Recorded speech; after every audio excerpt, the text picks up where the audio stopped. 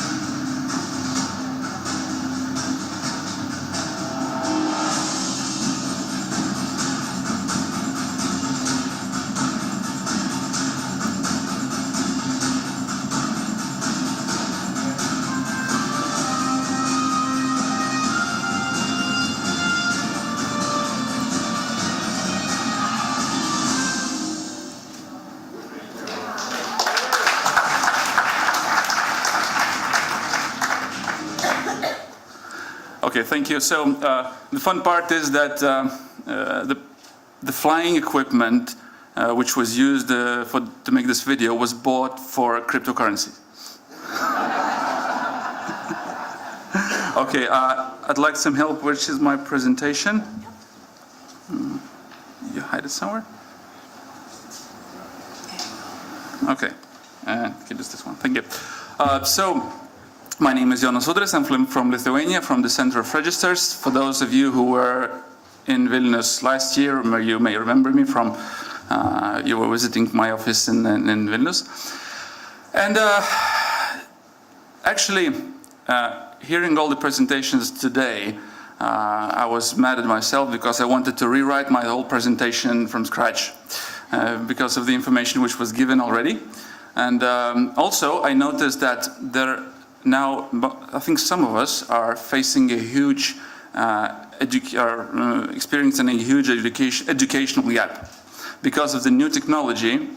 When I talk with some of my colleagues, when you talk about distributed ledgers, about blockchains, about what Bitcoin is, what could it bring, and what advantages do we have, and we see in Gibraltar authorities today, we heard them telling about licensing, DLT, companies talking about different types of tokens and how could they be used in businesses and what use case could it bring to the registries. It's the whole new thing, so we have to go the whole learning curve. Myself, I jumped into this maybe in last almost a year, let's say a little bit less than a year ago, which makes me an expert. And after digging into this for a long time, for some time, I was thinking, how could we use this both by looking at the ICOs, at the things which are happening in fintech and in the United States and all over the world. And also, I'm proud to be Lithuanian by saying that Lithuanians are number 3 in the world by the monies raised in the ICOs in the last period, after United States and China, and that's in absolute volumes. But the sad part is that none of those companies which are set up by Lithuanians and operated mostly from Vilnius are registered in Lithuania because of whatever reason, of taxation regime, of a statement of a Bank of Lithuania. Most of those projects like Bankera, which is raised more than 150 million euros, and they're registered in British Virgin Islands. Some of the companies are registered in Switzerland, some of them in Gibraltar, and some of them in Estonia. So, and then I thought, what could we offer, and how could we look at it in the way so we could use that technology to help those companies maybe consider moving to Lithuania, or new businesses that use DLT and blockchain technologies to set up businesses in Lithuania. And then I thought of what basically is a limited company? What's the roots of it?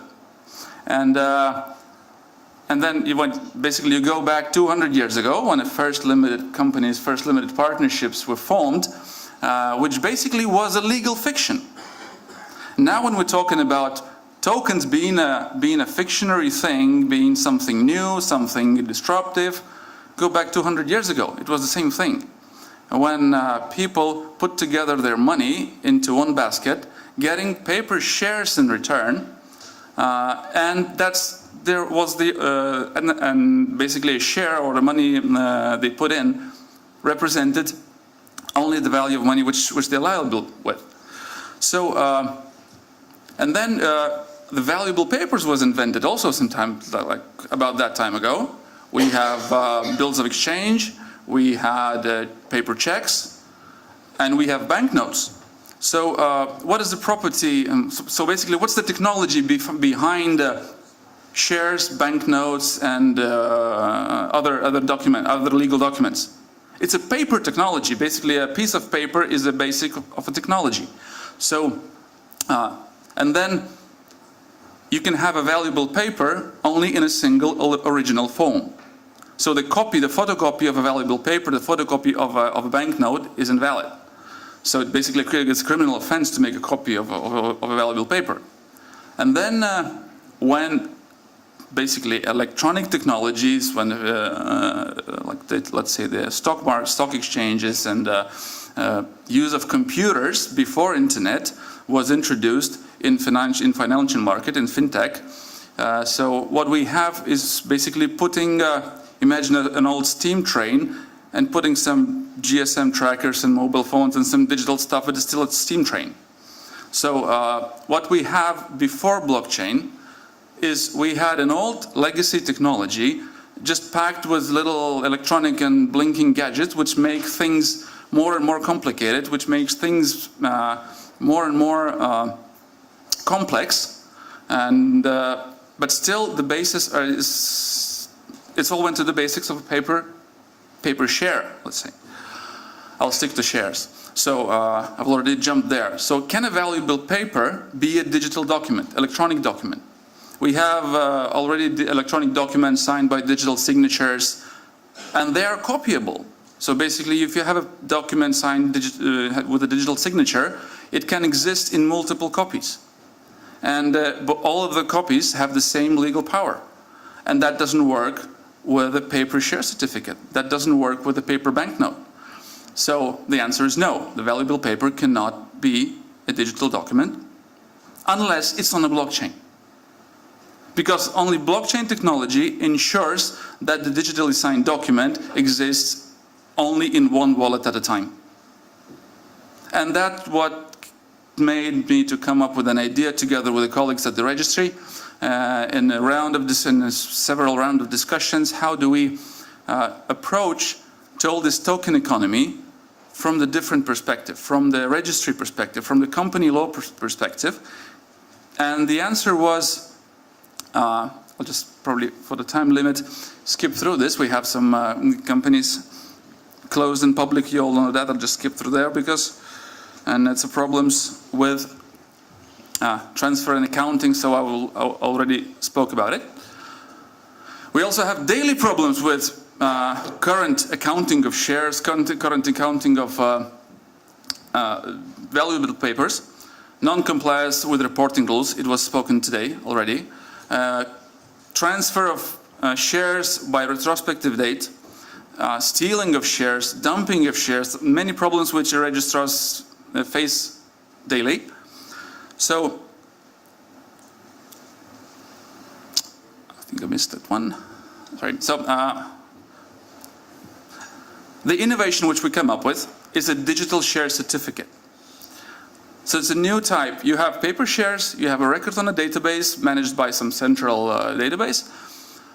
So what we came up with is a digital share certificate which exists on a blockchain, which is controllable only by the owner and solely by the owner, by the holder of a private key or whoever controls the wallet.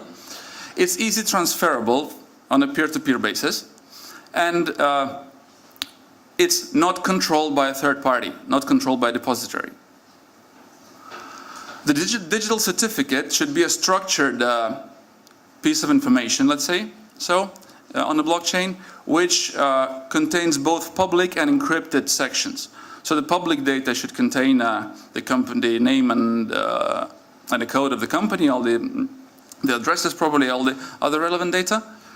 Number of shares which is represent, the overall capital, the value of the certificate, and all the restrictions that could be put upon the certificate should be also public, such as arrests of voting rights or mortgage of shares or anything else.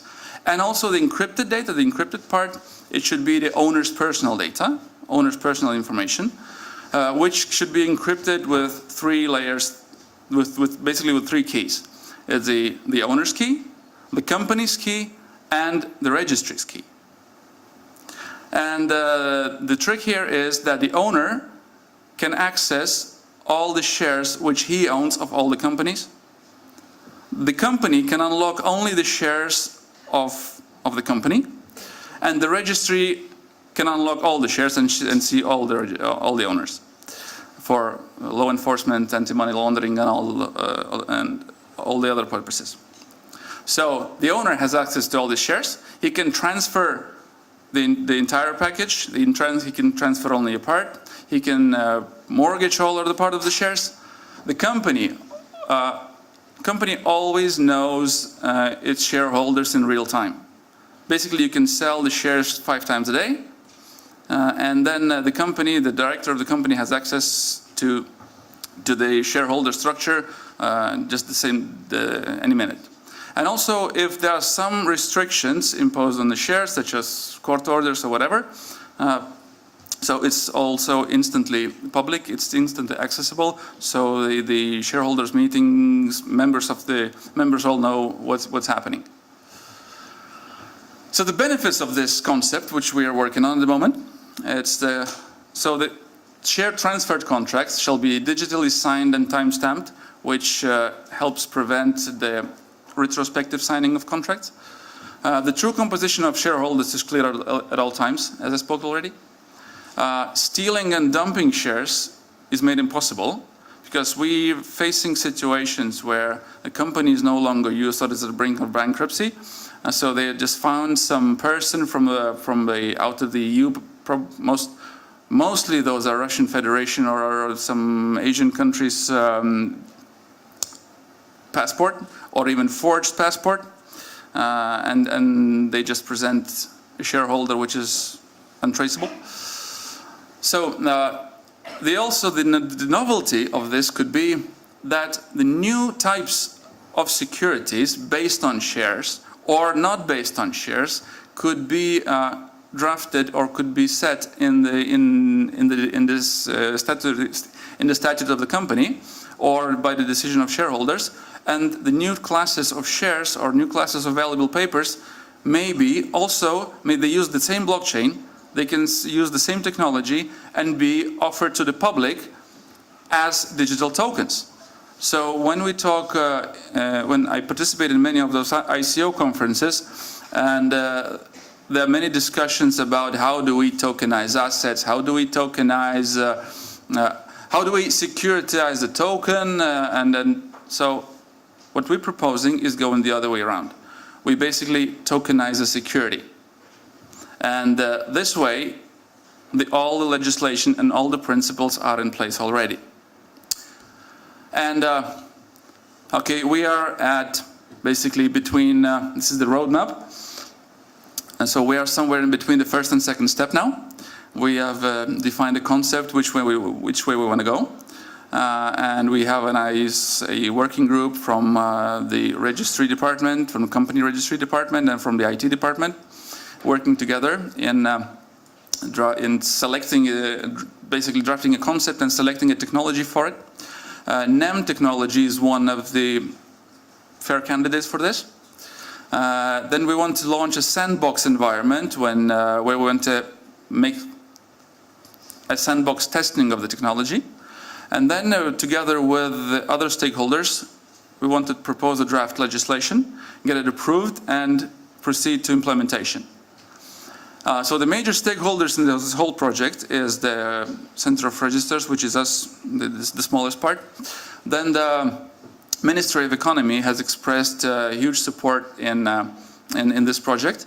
The newly appointed CIO of the country, who is also a Vice Minister of Economy, is really supportive with this project, and they have basically ordered the entire Department of Company Law to provide us with all the legal support necessary to draft the laws. And we are on a decision whether to go with an amendment to the existing law on limited companies, or to start with an alternative form of legal entity, which was very similar to a limited company, but with all these electronic gadgets as a default.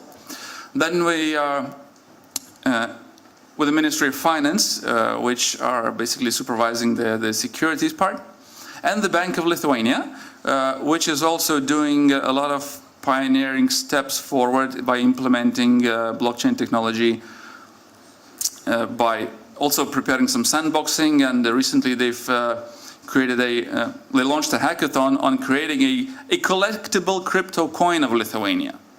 And so this is going to be public soon. And so also there are some challenges within. It's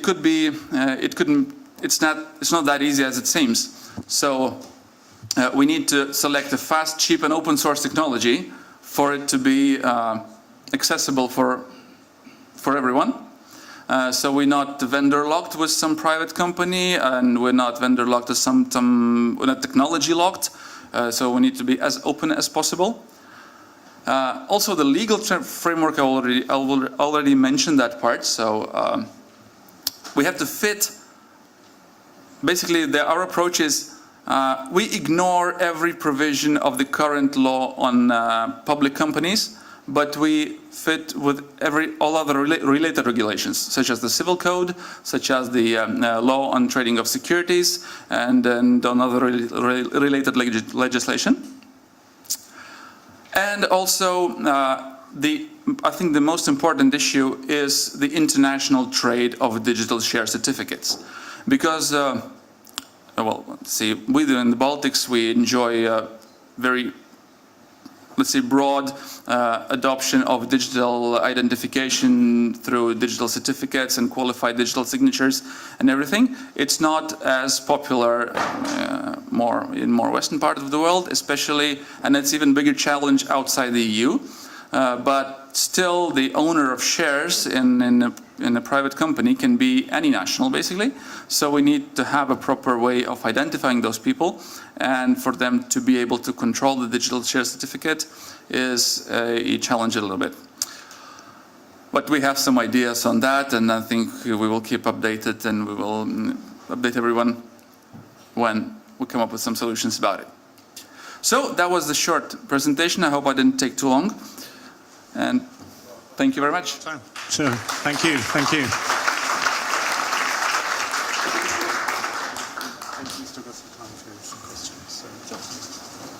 So we still have a bit of time.